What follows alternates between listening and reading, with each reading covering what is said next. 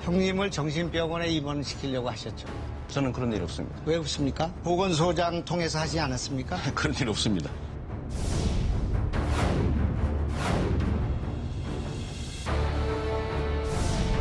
원심 판결 중 이유 무죄 부분을 포함한 유죄 부분을 파기하고 이 부분 사건을 수원고등법원에 환송한다. 검사의 남의 상고를 기각한다.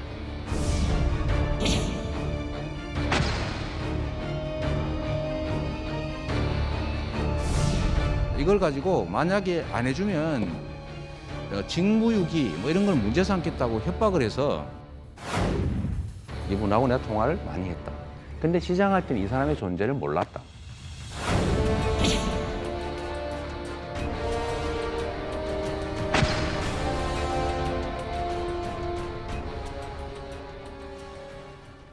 아마 추석 밥상에는 이 정치권 이슈가 가장 파장이 클 것 같습니다.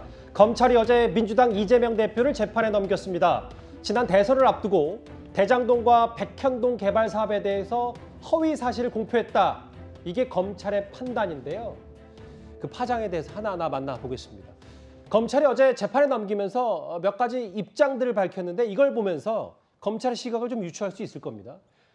4년 전 물론 대법원에서 최종 무죄가 확정됐습니다만 TV 토론 가운데 친형을 강제 입원시키려고 한 적 없다. 이 선거법 위반에서 무죄가 나왔었는데 이번 건은 좀 다르다. 검찰의 시각은 TV 토론과 이 국감 때는 뭔가 적극적인 거짓말 아니냐 뭐 이렇게 판단하고 있는 겁니까? 검찰이 이제 기소를 했다는 거는 처벌이 목적이 아니겠습니까? 예. 처벌을 하려면 그 거짓말이라는 걸 입증을 해야 되겠죠. 이 경우에는 그 거짓말이 의도된 거짓말이다. 이걸 입증해야 되겠죠. 왜냐하면 2018년 그 선거법 사건 때 대법원이 거짓말은 했으나 의도된 게 아니고 즉흥적으로 질문에 나온 거기 때문에 좀 숨 쉴 공간, 표현의 자유를 줘야 된다.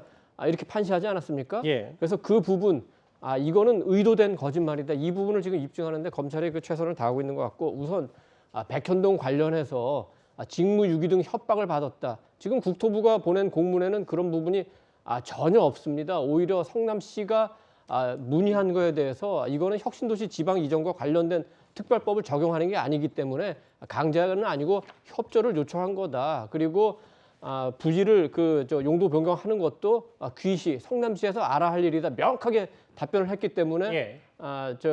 이재명 대표의 답변은 거짓이다. 이게 이제 검찰의 주장이고 또 하나 이제 김문기 씨 관련해서는 그 휴대폰에 이재명 시장이나 지사가 아니라 이재명 변호사라고 돼 있지 않습니까? 그런 식으로 오래 알았고 보고도 했고 대장동에서 중요한 그 임무도 맡았고 이랬기 때문에 김문기 씨를 알 수가 없다. 특히 마지막으로 그 마지막 단추는 작년 10월 20일에 이제 경기도 국정감사가 있었습니다만 그때 나온 다 답변들입니다.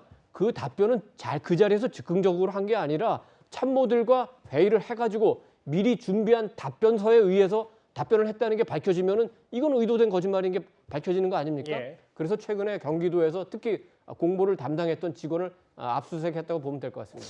박성민 비서관님. 근데 이제 검찰이 이번에만 것만 기소할 게 아닌 심산으로 보이는 게 공소시효 전날에 이런 허위사실 공표, 선거법 위반만 일단 재판에 넘기고 추가 수사를 해서 백현동이나 대장동 의혹을 파헤치겠다. 결국 그러면 백현동, 대장동 의혹의 윗선은 이재명 대표다. 검찰은 이렇게 보고 추가 수사를 할 거라고 보시는데요. 어떻게 생각하세요? 그렇죠. 사실은 말씀하신 대로 추가 수사뿐만 아니라 예. 이미 이 이전에도 압수수색, 위례신도시 관련해서 압수수색을 하는 등 여러 가지 계속 전방위적인 수사를 하고 있었기 때문에 이 부분에 대한 의혹을 분명히 파헤치겠다라는 검찰의 생각이 있어 보이고 예. 이제 윗선을 이재명 대표를 지목하는 거 아니냐에 대해서는 사실 예측할 수밖에 없었던 게 어찌됐든 최종 결재권자였기 때문에 윗선이라고 하는 것이 결국에 이재명 대표를 겨냥해서 수사를 하더라도 그 부분의 커넥션을 집중적으로 파헤치지 않겠냐라는 게 이제 예측이었거든요. 그러다 보니까 사실 저는 이제 수사의 속도나 내용보다 지금 계속해서 압수수색을 하고 있다라든지 아니면 여러 증거를 채집하기 위해서 여러 행위를 해왔는데 거기서 얼마나 명확하게 지금 혐의가 규명되었느냐 이게 앞으로의 좀 더 핵심일 거라 봅니다. 그러니까 검찰은 이재명 대표에게 했던 말꼬리 잡는 거 아니냐. 이 부분은 그냥 선거법 위반의 1차 관문일 뿐이고 대장동과 백현동 의혹의 본류 윗선은 이재명 대표 아니냐 이걸 좀 수사하고 있는 것 같아요. 검찰은 이재명 대표를 기소하면서 이재명 대표가 변호사 시절부터 대장동 초과이익 환수 조항 삭제 혐의를 받고 있는 김문기 전 처장을 이미 알고 있었다고 보고 있습니다. 나 얼굴 너무 많이 타버렸어. 오늘 시장님하고 본부장님하고 골프까지 쳤다? 오늘 너무 재밌었고 좋은 시간이었어. 변호사 시절 때부터 면을 맺고 대장동 사업에 온몸과 마음을 바친 아버지를 모른다, 기억이 안 난다 이렇게 일관되게 태도를 유지해왔습니다. 성남시장 재직 시절 표창까지 받고 호주 네덜란드 트램을 같이 가고 유동규 본부장과 함께 골프까지 같이 친 아버지를 왜 어째서 아버지를 모른다고 기억이 안 난다고 거짓말을 하는 건지 궁금합니다.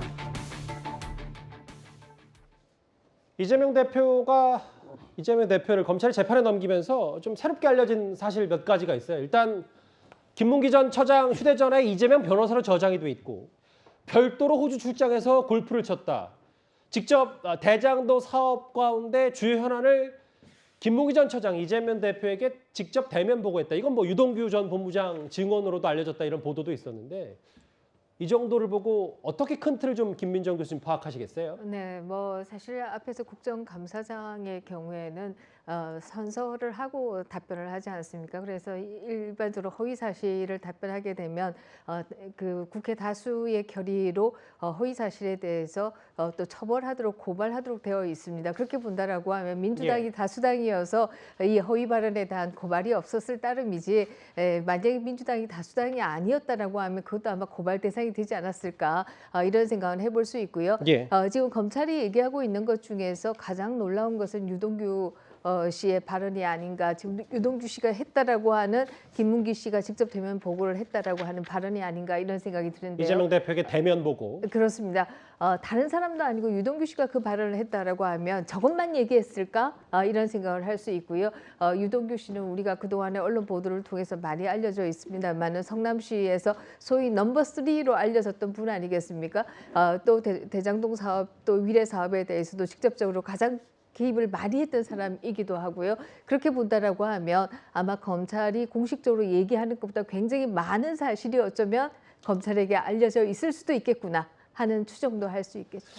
구장처장, 네. 이렇게 새롭게 검찰이 들이민 이 증거들이 이게 단순히 뭐 이재명 대표가 김문기 전 처장을 아냐 모르냐는 이제 본류가 아니고 결국은 이재명 대표가 모른다고 하면서 대장동 의혹과 좀 꼬리 자르기 하라고 하는 거 아니냐. 이런 시각을 갖고 지금 보안 수사, 뭐 3차 수사 이렇게 해야 된다고 봐야 되겠죠? 그렇습니다.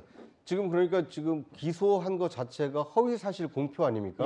그런데 김문기 전 처장을 몰랐다라고 얘기한 그 모른다라는 주장 자체가 허위다.